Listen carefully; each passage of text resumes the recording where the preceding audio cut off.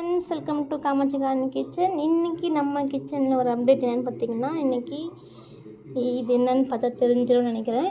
இது என்னென்னு பார்த்தீங்கன்னா சீம்பால். நம்ம வீட்டு மாடு வந்து கன்று போட்டிருக்கு, அதனால அதோட ஃபஸ்ட்டு பால் எடுத்து வச்சுருக்குறோம். ஸோ இன்றைக்கி இதை வேக வைக்க போகிறோம். எப்படி வேக வைக்கிறோன்னு பார்த்துக்கோங்க.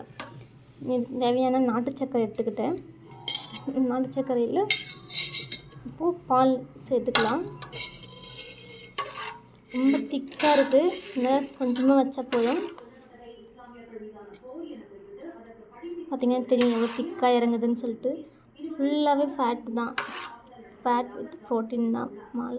ஃபஸ்ட்டு கன்று போட்டதும் கறந்த பால். ஏதாச்சும் முடி இருக்கும், அதுக்காக தான் இப்படி ஃபில்டர் பண்ணிக்கிறோம். ஃபில்டர் பண்ணிவிட்டு வெல்லம் கரையிற வரையும் நல்லா மிக்ஸ் பண்ண போகிறோம். மிக்ஸ் பண்ணிவிட்டு அதில் வந்து ஒரு நமக்கு டேஸ்ட்டுக்கு நல்ல வாசனைக்கு ஏலக்காவும் சேர்த்தாச்சு. சேர்த்துட்டு இங்கே பார்த்திங்கன்னா குக்கரில் வைக்கிறேன். தண்ணி இந்த நம்ம பால் வைக்கிற பாத்திரம் வந்து பாதி தண்ணியில் இருக்கிற மாதிரி நம்ம தண்ணி ஊற்றிக்கிட்டோம்.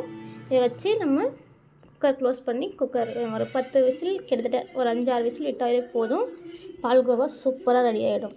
ஓகே, நீங்கள் ட்ரை பண்ணி பாருங்கள்.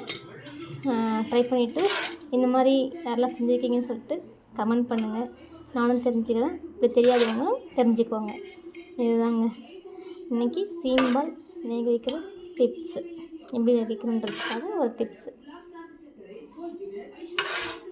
பிடிச்சவங்க லைக் பண்ணுங்கள், ஷேர் பண்ணுங்கள், கமெண்ட் பண்ணுங்கள். தேங்க்யூ. Stay healthy.